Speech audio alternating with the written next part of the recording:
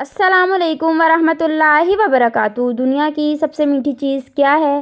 ایک مرتبہ ایک بادشاہ نے اپنے وزیر کو آدھی سلطنت دینے کو کہا، لیکن ساتھ میں کچھ شرائط بھی عائد کیں۔ وزیر نے لالچ میں آ کر شرائط جاننے کی درخواست کی۔ بادشاہ نے شرائط 3 سوالوں کی صورت میں بتائیں۔ نمبر 1، دنیا کی سب سے بڑی سچائی کیا ہے؟ نمبر 2، دنیا کا سب سے بڑا دھوکہ کیا ہے؟ نمبر 3، دنیا کی سب سے میٹھی چیز کیا ہے؟ بادشاہ نے اپنے وزیر کو حکم دیا کہ وہ ان 3 سوالوں کے جواب 1 ہفتے کے اندر اندر بتائے، بصورت دیگر سزائے موت سنائی جائے گی۔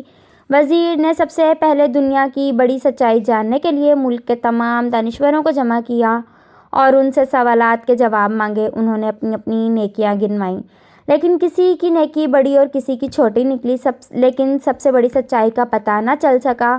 اس کے بعد وزیر نے دنیا کا سب سے بڑا دھوکہ جاننے کے لیے کہا تو تمام دانشور اپنے دیے ہوئے فریب کا تذکرہ کرتے ہوئے سوچنے لگے کہ کس نے کس کو سب سے بڑا دھوکہ دیا، لیکن وزیر اس سے بھی مطمئن نہیں ہوا اور سزائے موت کے خوف سے بھیس بدل کر وہاں سے فرار ہو گیا۔ چلتے چلتے رات ہو گئی۔ اسی دوران اس کو ایک کسان نظر آیا جو کھرپی سے زمین کھود رہا تھا۔ کسان نے وزیر کو پہچان لیا۔ وزیر نے اس کو اپنی مشکل بتائی، جسے سن کر کسان نے اس کے سوالوں کے جواب کچھ یوں دیے۔ دنیا کی سب سے بڑی سچائی موت ہے۔ دنیا کا سب سے بڑا دھوکہ زندگی ہے۔ تیسرے سوال کا جواب بتانے سے پہلے کسان نے کہا کہ میں اگر تمہارے سارے سوالوں کے جواب بتا دوں تو مجھے کیا ملے گا؟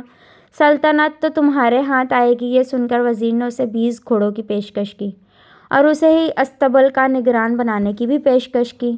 کسان نے یہ سن کر جواب دینے سے انکار کر دیا۔ وزیر نے سوچا کہ یہ تو آدھی سلطنت کا خواب دیکھ رہا ہے۔